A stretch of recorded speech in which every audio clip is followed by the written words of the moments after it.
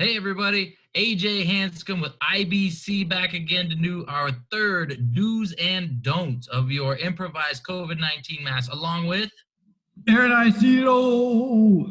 All right, Aaron, so you queued up a couple more videos for pictures for us today, huh?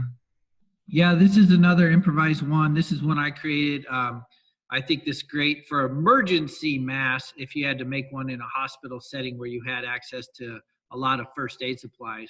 What I did is I took about Pretty 4-inch gauze, and it's really long, and I folded it back onto itself many times to make many layers. Then I took some Coban, some sticky tape, wrapped it around, and I actually did a positive and negative pressure field check on this, and it works great. Air is definitely going in and out through the gauze and the Coban and not coming through the bridge of the nose or down through the chin. So great for protecting other people if I had it and I coughed and sneezed, and pretty decent protection for me if somebody around me was coughing or sneezing. One thing I want to point out on this mask is this is something you could do if you were in an emergency outbreak setting and you ran out of surgical masks to hand everybody.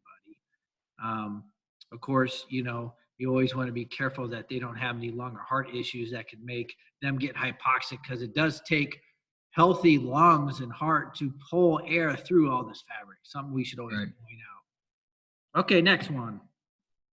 There you go, stylish granny. I like it. Yeah, it makes you look really tough. But what do you think about protecting us or protecting her? So these little neck masks they're all right. It's a pretty thin layer of fabric, but it's going to catch some stuff. It's going to be a small amount, but there might be a little bit of a viral load that might come through the air filters and still get in. And there could still be some passing through, but it will offer a small amount of filtration. Do you think it's 2 layers of high thread count cotton? I mean, I don't know, but just looking at it, no, it just looks like just a single layer, maybe that elastic. Right. Yeah, I have some of these, and they're not double layered. They're not even cotton, I don't think. But so yeah, not the recommended strength. Nice. What is it? I'm wearing a full face mask, and you can attach cartridges to filter out the air onto either side of this thing. But this one suffers from the same problem that a lot of these more heavy duty industrial masks suffer from, is that they all have an exhalation valve built into the front. So while it offers excellent protection for me as I breathe in through the air filters, it's going to offer the community no protection as I breathe out or cough or sneeze. What about this particular setup with no filters? Are you okay? Now I have zero protection just as it goes. I'm just breathing everything through the wide open gaps. We always encourage everybody buying masks online, wearing masks they find, to get the training on it to know, because people will wear this thinking they're good, and they're not. They have zero filter, and they're also not protecting anybody else around them, like you said. So there it is. Now I got the filters on there. Okay, so again, though, let me see if I got this straight. You, as the wearer, are definitely protected because you got a good seal.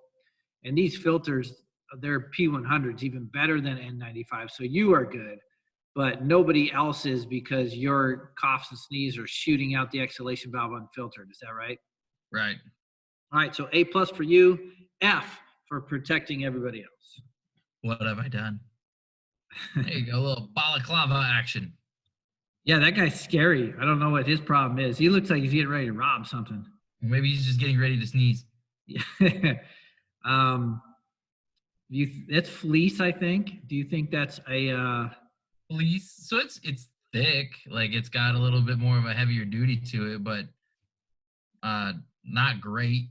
There's obviously big gaps up here by the face, and it does offer a lot more underneath, so it's going to really be able to catch like a sneeze. It's going to be really good at covering a cough, but shouldn't be thinking that you've got N95 protection walking around with just fleece. Yeah, and if it doesn't meet the standards of 2 layers of high thread count cotton, it's not even going to really protect everybody else from this person coughing. So if somebody's going to wear something like this, I would recommend that they sew another layer of high thread count cotton on the inside of this or the outside, and just to get it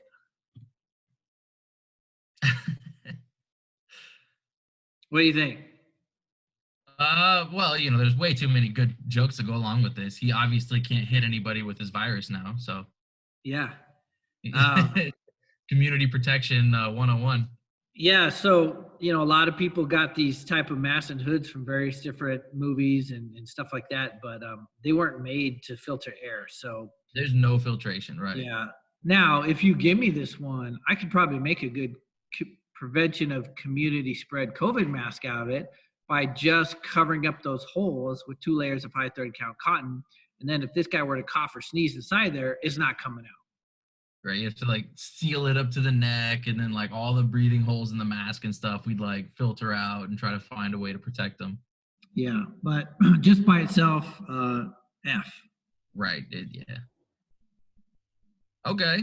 I can see a scarf still being, you fold it up a couple of times. You still can go and kind of get that nice positive, negative pressure seal check going. Make sure that you're breathing through the material. You're going to get multiple layers of that high quality cotton, high thread count. So it should offer a pretty good degree of protection. Yeah, I like this one. This one's super solid because I got enough of the layers and it covers well. So if I were to cough or sneeze, everybody around me protected. And if people were coughing and sneezing around me, I have a really decent filter with how much I have that doubled up and how tight it is. So decent protection for me, really good protection for everyone else. Now you got to be careful with the scarves you use, obviously. If they're super sheer, could see through them. I mean, sometimes it wouldn't matter if you wrap that 5 times around your mouth. It's still going to shoot out when you cough. So it really depends on the scarf. Just go ahead and modify that 5-gallon water jug and just stick it over your head. I think honestly, if he were to cough or sneeze and I was right there, I'm pretty protected. Well, yeah, this was a Photoshop, but a real one, when you cut it open and just lay it over your shoulders, you wouldn't really have much of a seal on your body. But I mean, I suppose if you could find a way to kind of seal it up so that like, that thing's going to get all humid in there, and it could actually be a lot of droplets floating around with potential viral loads in them. And then you'd start pushing them out through all the openings, and you just become kind of a walking COVID factory.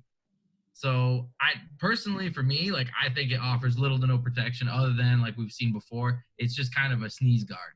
Yeah, sneeze guard, and for protecting him, like you said, bad seal. And also with that pipe on the top, if people were coughing up, he still could suck it in. So right. F.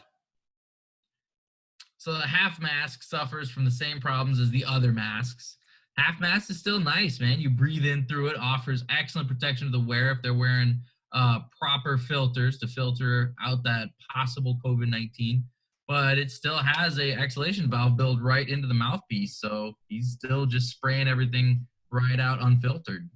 Yeah, and this is you obviously, and we have this mask here at a training center, and I tested this one. I shot some compressed air from the inside to that valve, and yeah, it just goes right out unfiltered. So definitely agree with you on that one. Nice hairdo, by the way. Oh yeah, it's looking good. Trees. So I got attacked by a marshmallow spider, and when I splatted it on my face. Nice. I was thinking maybe you put a mask on and then slowly develop the mumps. Yeah, it was a big duckbill one, and then I fell, smashed. But seriously though, this is better than an N95. This is top of the line here. This is a P100.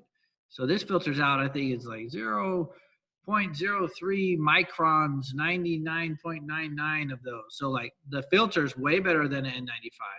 Right. Got the double straps. I got the metal nose piece to conform to my face.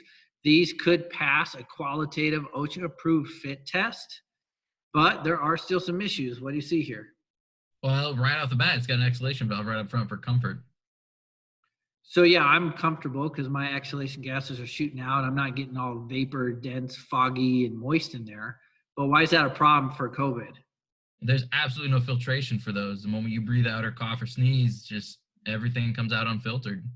So I am protected from everybody else as the wearer. But if I had it and I coughed and sneezed, nobody's protected from me. Fair? Right. Yep. Yep. All right. And that concludes it, everybody. So I hope you get something out of these improvising homemade mask do's and don'ts. This is volume 3. Make sure you check out volume 1 and 2 and reach out if you guys have any questions. Thanks for tuning in, everybody.